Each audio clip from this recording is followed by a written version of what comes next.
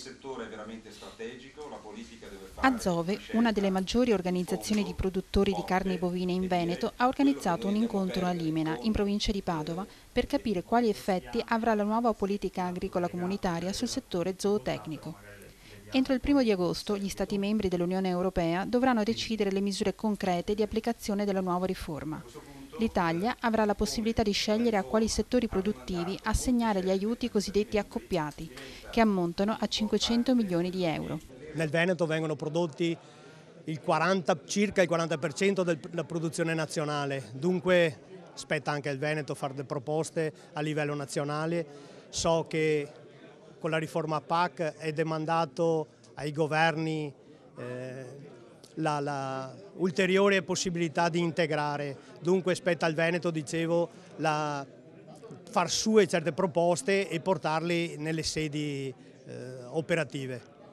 Qui abbiamo l'assessore regionale all'agricoltura che sta per arrivare. Ecco, nel PSR quali sono le misure che voi volete? Noi per quanto riguarda il piano di sviluppo rurale all'assessore abbiamo già chiesto, andremo anche prossimi giorni a portare delle nostre istanze perché possa favorire aggregazioni, possa favorire le OP, le organizzazioni di produttori, dunque un certo privilegio a chi fa parte di una organizzazione di produttori. Questa deve essere anche una riorganizzazione strutturale, in modo che negli anni a venire siamo pronti e solo se organizzati potremo avere futuro e potremo concorrere con la grande distribuzione.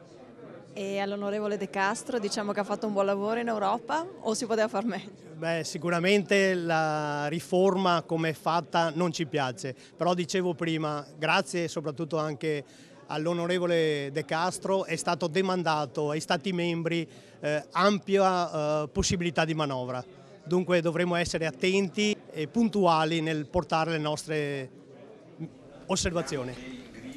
Azove è una realtà che raggruppa 150 soci allevatori distribuiti in 7 province del Veneto.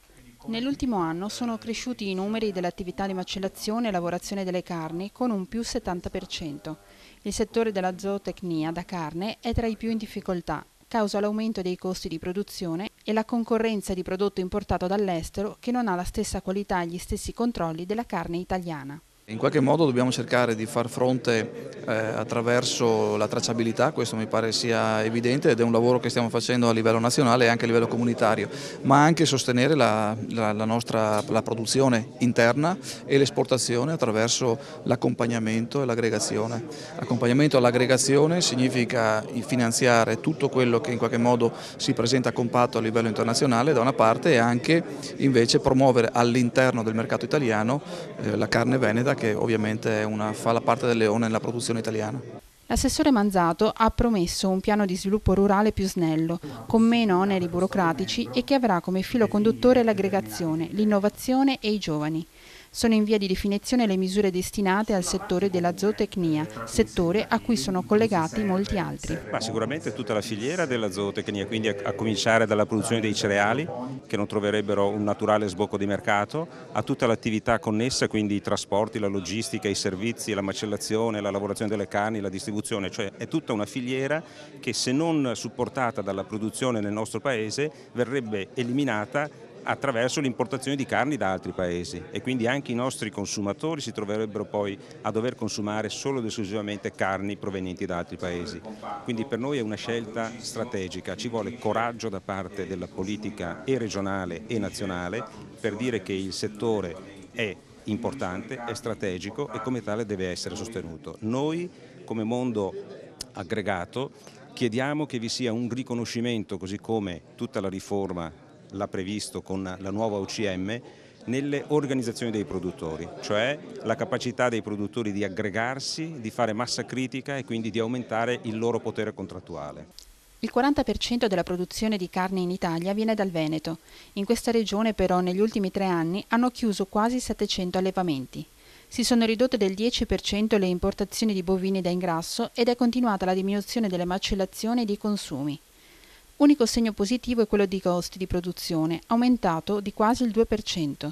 Per il futuro del settore saranno determinanti le decisioni che prenderà il nostro Paese su come destinare gli aiuti comunitari. Io ritengo che, come ha fatto la Francia, come ha fatto l'Olanda, come altri paesi europei hanno fatto, anche l'Italia deve fare una scelta coraggiosa e affidare una parte di questi aiuti accoppiati alla zootecnia. Zootecnia che perde i premi speciali, che perde i premi, diciamo, che tradizionalmente cui hanno potuto beneficiare gli allevatori, quindi dobbiamo metterli in condizioni competitive al pari dei nostri cugini francesi e olandesi. Quindi credo e spero che vengano colte queste opportunità che la PAC ci dà, venendo incontro agli aiuti, diciamo, zootecnici, ma nello stesso tempo penso anche alle opportunità che ci potrebbe dare un piano proteine fatto con quel 2% di aiuti legati alle piante proteiche.